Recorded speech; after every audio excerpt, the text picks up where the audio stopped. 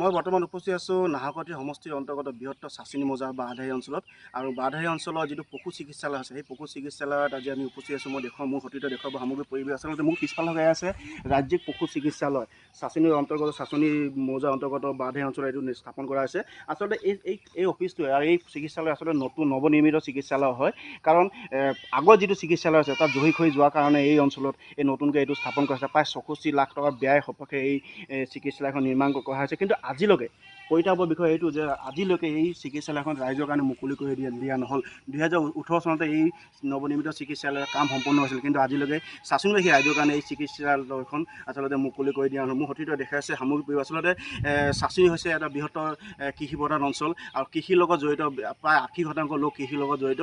তাৰ কাৰণে তেওঁলোকে পশুধনৰ ওপৰত নিৰ্ভৰ কৰে আৰু পশুধনৰ যেতিয়া ৰোগ হয় তেতিয়ালৈকে তেওঁলোকৰ একমাত্ৰ ভৰসা আছিল এই চিকিৎসালয় হয়। কিন্তু এই চিকিৎসালয়খন আজিলৈকে ৰাইজৰ কাৰণে মুকলি কৰি দিয়া নহ'ল। তাৰ কাৰণে এই স্থানীয় লোকসকলে আচলতে ক্ষোভ প্ৰকাশ কৰিছে। মোৰ লগত আছে এই অঞ্চলৰ এগৰাকী যুৱক আছে, মই তেওঁলোকক কথা পাতিম। দাদা তুমি অকণমান এইফালে আহিবা, অকণমান এইফালে আহা। তুমি এটা সময়ত আঁচুৰ লগত জড়িত আছিলা। তোমালোকে বিভিন্ন সময়ত প্ৰতিবাদ কৰিছিলা, দাবী কৰিছিলা যে ইয়াত এখন চিকিৎসালয় হ'ব লাগে আধুনিক প্ৰযুক্তিৰে, কিন্তু নিৰ্মাণ হ'ল যদিও আজিলৈকে মুকলি কৰি দিয়া নহ'ল। কি ক'বা এইটো? হয় চাওক, আমি বিভিন্ন সময়ত এই যিখন চিকিৎসালয় আছে পশু চিকিৎসালয়, এই চিকিৎসালয়খনত চিকিৎসক নিযুক্তিৰ কাৰণে আমি বিভিন্ন সময়ত আমি স্মাৰকপত্ৰ প্ৰদান কৰিছোঁ, বিভাগীয় কৰ্তৃপক্ষৰ লগত কথা পাতিছোঁ।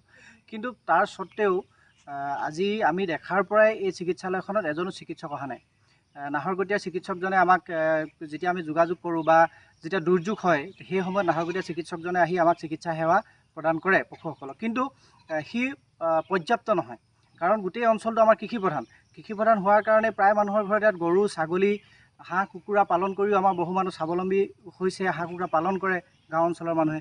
তো সেইবিলাকৰ যিবোৰ বেমাৰ হয় এই বেমাৰবোৰ নিৰাময় কৰিবৰ কাৰণে সহজতে উপলব্ধ হ'ব পৰা চিকিৎসা সেৱা কিন্তু আমাৰ ইয়াত নাই। সকলো আছে, কোটি টকা ব্যয় সাপেক্ষে নিৰ্মাণ কৰা চিকিৎসালয়ো আছে, কিন্তু ইয়াত চিকিৎসক নাই। দুখনকৈ আমাৰ ইয়াত পশু চিকিৎসালয় আছে, এখন আমাৰ ছাব চেণ্টাৰ আছে মেৰবিলত আৰু এইখন হ'ল ৰাজ্যিক পশু চিকিৎসালয়। কিন্তু ইমান ডাঙৰ গৃহ থকাৰ পিছতো ইয়াত কি কাৰণে চিকিৎসক নিযুক্তি দিয়া নাই বা কি কাৰণে আমাৰ এই চাচনিৰ যিসকল ৰাইজ আছে ৰাইজৰ প্ৰতি চৰকাৰখনে এতিয়ালৈকে চকু খোল খোৱা নাই, এইটো কিন্তু আমি নাজানো।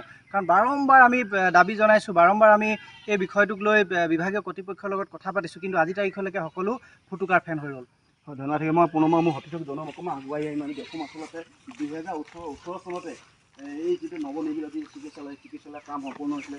মই দেখাইছোঁ প্ৰজেক্ট কোড এইটো হয়, আৰু প্ৰজেক্ট কোষ্ট প্ৰায় 64 লাখ টকা খৰচ হৈছে। 2018 চনত এই কাম নিৰ্মাণ হৈছিলে, সম্পূৰ্ণ হৈছিলে, কিন্তু আজিলৈকে আচলতে চাচনি ৰাইজৰ কাৰণে এই পশু চিকিৎসালয়ৰ মুকলি কৰি অতিকৈ পৰিতাপৰ বিষয়, দুখৰ বিষয়। আচলতে যি সময়ত আচলতে চৰকাৰে উন্নতিৰ ঢাকঢোল বজাই আছে সেই সময়তে দেখিবলৈ পোৱা গৈছে আচলতে চৰকাৰৰ যিটো ফুফুলা স্বৰূপ, যিটো উন্নতিৰ ঢাকঢোল, যি ফুফুলা স্বৰূপ এই চাচনি ৰাজ্যিক চিকিৎসাখন দেখিলে আপোনালোকে গম পাব।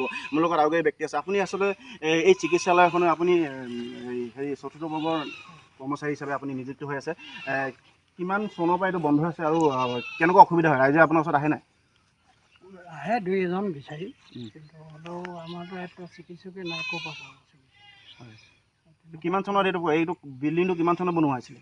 এইকেইটা এতিয়া পিছত, আগতেতো এনেই ভেটেনেৰী হস্পিটেলখন 86ৰ পৰা হৈছে, তেতিয়াৰ পৰাই চলি আছিল।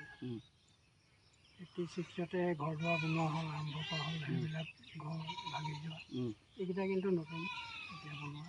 2018 চনতে নিৰ্মাণ সম্পূৰ্ণ হ'ল, কিন্তু আজিলৈকে মুকলি কৰি নিদিয়া কাৰণটো কি হ'ব পাৰে? সেইটোতো মই নাজানো চৰকাৰৰ কথা। অসুবিধা হয় নাই? বৃহত্তৰ চাচনি অঞ্চল অসুবিধা হয় নাই? অসুবিধা হৈছে, বিশেষকৈ আমাৰ এজন ডক্টৰে এতিয়া গোটেই সমষ্টিটো চাবলগীয়া হৈছে। তেখেতে মানে আমাৰ সমষ্টিটোৱে নহয়, যে নামৰূপৰ পৰা নিগাম ইত্যাদি আৰু এজন নাহৰণিলৈ আহিলে, দুজনে চাবলগীয়া হৈছে। এতিয়া VFA নাই আমাৰ চাচনি, অকল এতিয়া মই 4ৰ্থ শ্ৰেণীৰ কৰ্মচাৰী। ডক্টৰবোৰ মাতিলে আহে। কিন্তু এয়া যথেষ্ট হয় জানো? কাৰণ বৃহত্তৰ চাচনিৰ মজা বহুত ডাঙৰ এটা অঞ্চল, এজন ডক্টৰ হয় জানো? সেইটো হ'ব নোৱাৰে। ইয়াততো VFA এজন দিয়া হ'লেও আমাৰ ভাল নহ'ব।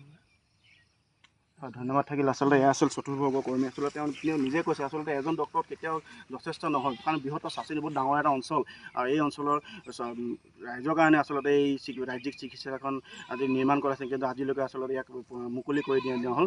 আৰু এই স্থানৰ পৰা মই পুনৰ বিভাগীয় কৰ্তৃপক্ষ তথা চৰকাৰক মই অনুৰোধ জনাম, আচলতে বৃহত্তৰ চাচনি ৰাইজৰ সুবিধাৰ্থে যাতে এই চিকিৎসালয়খন অতি সোনকালে মুকলি কৰি দিয়ে।